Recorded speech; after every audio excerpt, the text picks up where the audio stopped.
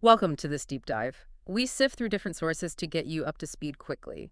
Today, we're getting into something quite complex, Mm. friendships that, well, end up harming our well-being. Yeah, it's a really common struggle, actually. Friendships are so important, but sometimes those connections can turn into sources of significant stress. Definitely. And we're using a discussion from the EDP English Dialogue podcast channel as our guide today. That's right. Understanding these dynamics is pretty crucial for protecting our mental health. So, our mission here is to pull out what really makes a friendship toxic, spot those signs. The EDP discussion highlighted some obvious, some not so much, Mm. and really importantly, figure out practical ways to handle these situations.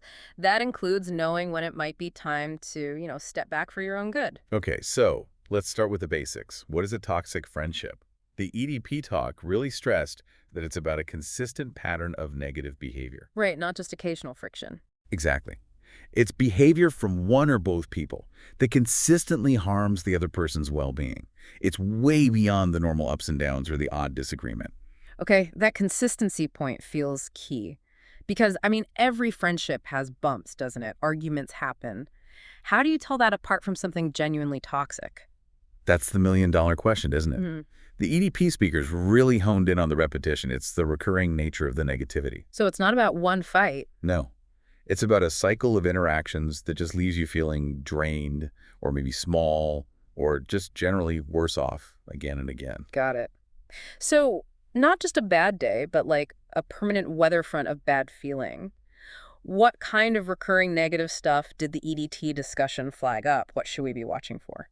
Well, one major sign they talked about is a consistent lack of real support. In healthy friendships, you cheer each other on. Sure, that's kind of the point. But in a toxic one, you might get this subtle undermining. Maybe a comment that sounds okay on the surface but actually cuts you down, or they downplay something you're proud of. The old just being realistic line when they're actually just raining on your parade. Exactly. And that can be tricky because it's not always outright mean, but it definitely erodes your confidence over time. They almost seem uncomfortable when you succeed. Yeah, I can see that. It's insidious. What else came up in the EDP chat? Constant criticism was another big one. Now look, a good friend might give you constructive feedback sometimes, carefully. Right, out of concern. Yes. But toxic criticism, it's Yeah. relentless. It doesn't seem to have a helpful point. It just sort of belittles you, makes you feel bad about yourself. It wounds you rather than helping you grow. There's a huge difference, isn't there, between someone gently pointing something out because they care and someone who just seems to nitpick everything you do, that feeling of never being good enough. Ugh. Absolutely. Did they talk about manipulation? That feels like it fits here too. They did, yeah. Manipulation came up. It can look like different things, like guilt tripping, making you feel overly responsible for their feelings or problems. Oh, that's a classic. Or maybe they always play the victim to get their way. And your needs, your boundaries, they just kind of get ignored in the process. Feeling like you're constantly being maneuvered or that your own feelings just don't count. That must be exhausting. Any other patterns? Jealousy and competition were mentioned too. If a friend seems like they always have to one-up you, or they genuinely seem resentful when things go well for you, Yeah. it just creates this hostile vibe. Real support can't grow there. It turns the friendship into a sort of constant contest. Ugh, that sounds draining.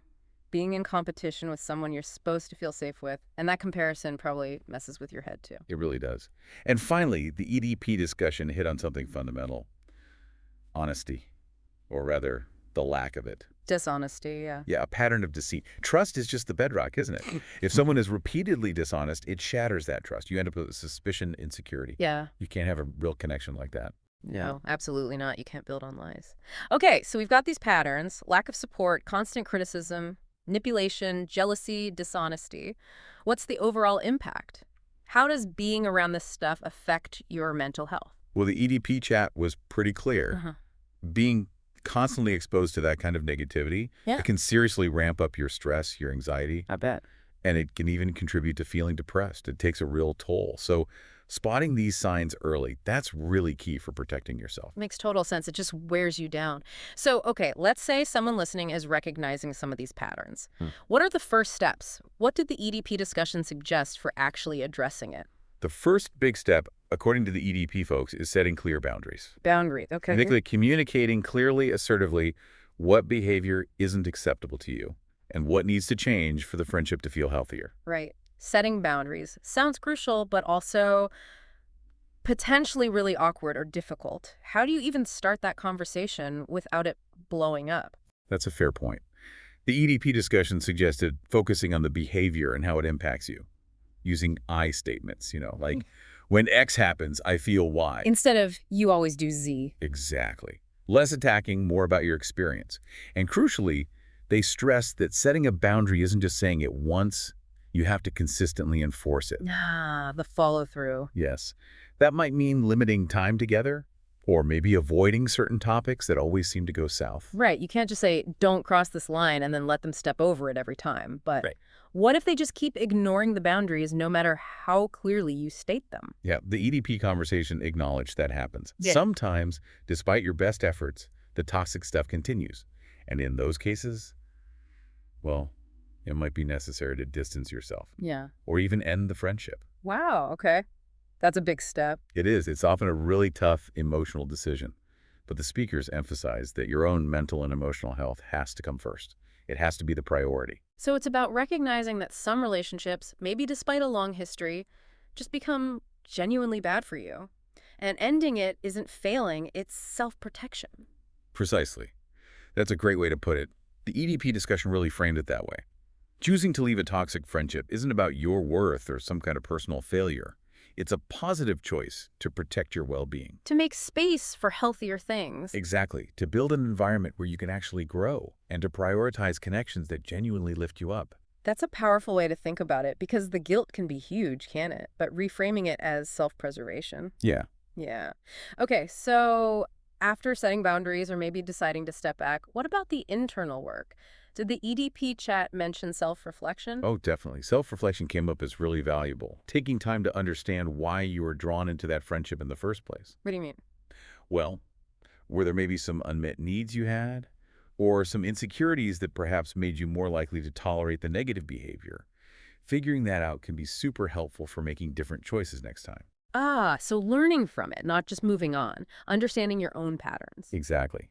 That kind of self-awareness is huge for personal growth. Huh. It helps you spot patterns and be more intentional about who you let into your inner circle. And the EDP discussion also mentioned the importance of getting support. Right, not going through it alone. Yeah.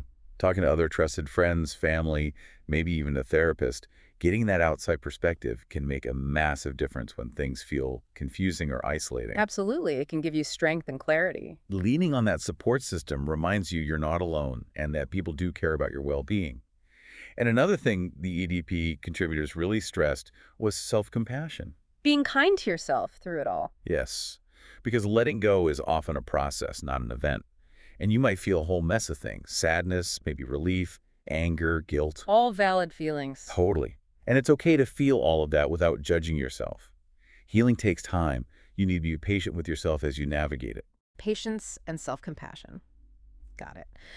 So, moving forward practically, what concrete steps did the EDP discussion suggest for getting back on track in a positive way? They offered quite a few actionable things. One big one was actively focusing on self-care. Self-care, like bubble baths. Well, maybe, Yeah. but it's broader than that. It's anything that nurtures you. Exercise, hobbies you enjoy, mindfulness, spending time in nature, things that replenish your energy. Ah, okay. Things that refill your cup after it's been drained. Exactly. And that reinforces the positive changes you're making. Another useful strategy they discussed was to consciously think about what friendship really means to you. Redefining it. Yeah, reflecting on the qualities you truly value, support, trust, fun, whatever it is, and then intentionally seeking relationships that actually have those qualities. It helps build a better social circle going forward. So being more intentional about who you connect with. And related to that, actively networking or finding ways to make new connections. Like joining clubs or something. Could be. Or events related to your interests, volunteering, places you might meet people who are on your wavelength.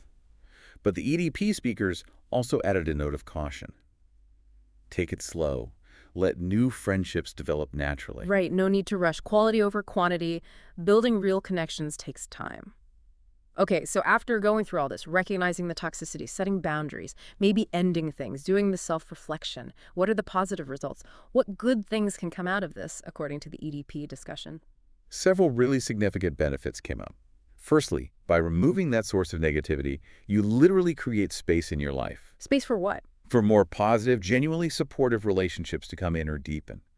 And this often leads to, quite simply, more happiness, better mental health, and a stronger sense of your own worth. Like a weight lifted, allowing better things to grow. Exactly. And it also often sparks personal growth without being constantly drained by the drama or negativity. Aw. You find you have more energy and mental focus for your own goals, your passions, your aspirations.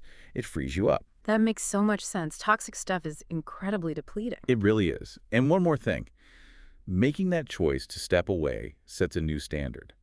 It establishes a healthier template for how you expect and deserve to be treated in all your relationships. Ah, so it reinforces your boundaries for the future. Precisely. It strengthens your self-respect. It makes you Yeah. more likely to attract and maintain relationships that are actually good for you, respectful, supportive, mutual. It's like drawing that line in the sand. This is how I deserve to be treated. That feels pretty powerful. It really is. It's a big step towards a life filled with more positive connections. And remember, prioritizing your own well-being, making those tough calls for your own happiness.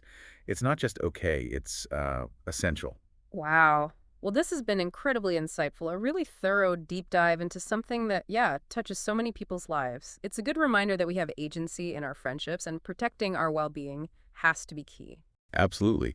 Choosing to let go of relationships that consistently bring you down isn't weakness. It's actually a very courageous act that paves the way for a greater happiness and growth down the line. So here's a final thought for you, our listener. Maybe take a moment this week, just think about one friendship in your life. Does it generally lift you up, leave you feeling energized, or does it more often leave you feeling drained or somehow less than? Based on what we've explored today, is there maybe one small, actionable step you could take this week towards nurturing healthier connections?